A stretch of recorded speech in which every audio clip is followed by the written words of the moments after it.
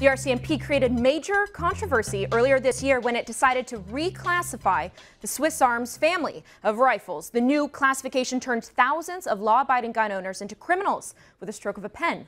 But now Ottawa is making some changes to the way regulations work and promising it won't happen again.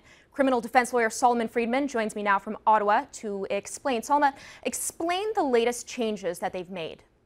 Okay, what the federal government is proposing here is essentially a process where once the RCMP in their firearms laboratory makes a classification decision, that decision will be locked in, meaning that gun owners who are the beneficiaries of that decision, because they relied on it, they went out and they bought these guns, they won't be arbitrarily stripped of their guns if the RCMP should change their mind at some later time. So basically this was in response to the PR nightmare that this reclassification really created just last year. And it's my understanding that after a year this gun comes into the country, it can't be reclassified, right? That's correct. And there have been many of these reclassifications over the years. It's now really with the advent of Facebook and Twitter that they've spread en masse, and gun owners collectively have really expressed their displeasure. And the government seems to have heard that loud and clear, and they're passing this as a way to, in some way, mollify the law-abiding gun owners of Canada. But is it enough? Is this enough to really make, to make a difference here? Well, I don't think this is enough. I think it's a good first step. It's a proactive measure. The very first question here is one of responsibility. Why is the RCMP charged with classifying firearms as opposed to a objective, neutral, arm's length party? And the major problem here, even if it's in the RCMP hands, is one of transparency. These are decisions that are made behind closed doors with no input from industry or independent experts, and there's absolutely no way for a civilian to challenge these classification systems without resort to the court system, and that's problematic. Yeah, I want to press you on that because, in my opinion, it doesn't make a whole lot of sense that our police forces have the authority to change the laws like this and to reclassify firearms. They don't even have the expertise to determine that. So why is it that they have this authority, and is it likely that they could be stripped of that authority? Well, it's a very funny thing, actually. If you search for the RCMP Firearms Lab, you won't find that term in any legislation. Right? This is not a power that Parliament has created. It's a power that the RCMP has taken for themselves.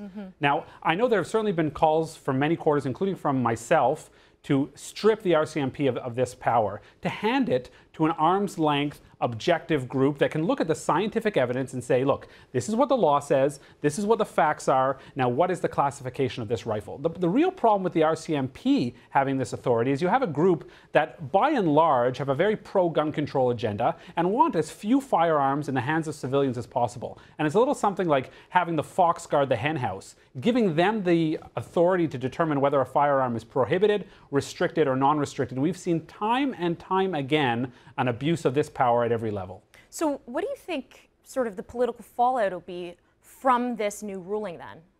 Well, as we know, gun control is always a somewhat emotional political topic. There are people who really make judgments about firearms policy based on emotion and rhetoric without looking at the hard data. The truth is, between me, you, and all your listeners, this is going to do very little to affect firearms policy either positively or negatively. Will it make some gun owners feel better? Yes. Will it provide some measure of protection, financial and otherwise, against reclassification? It will. But I'm sure the opposition parties will in some way spin this as being soft on gun crime and the government perhaps pandering to firearms owners, when it's really a very small, incremental step in hopefully reforming the larger process. No, I want to tell our viewers specifically about this reclassification because it was earlier this year that there were 2 rifles that were classified as restricted. And I get sometimes that, circumstances change and maybe these guns can be converted into full auto and that would then be a problem, right? How would you deal with that? Well, these are firearms that were actually classified as prohibited, meaning they couldn't be owned or used by any Canadians and were subject to confiscation without compensation. So that was the RCMP's starting position.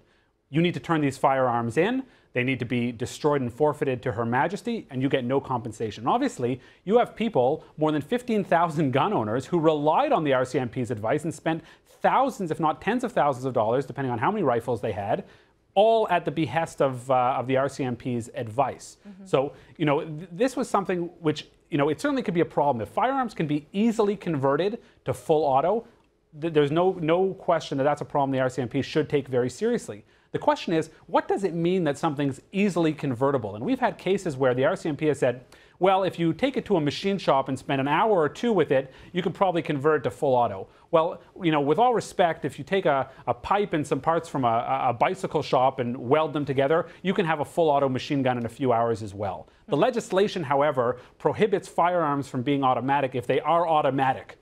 Or if they're readily convertible. And I think what we've seen here is the RCMP really pushing the envelope as to what's readily convertible to full auto. And that's something, unfortunately, that this measure doesn't address. And I know many gun-owning Canadians, including my own clients, are very much hoping Parliament addresses it. We'll wait to see the fallout from this. Solomon, thanks so much for joining me. My pleasure.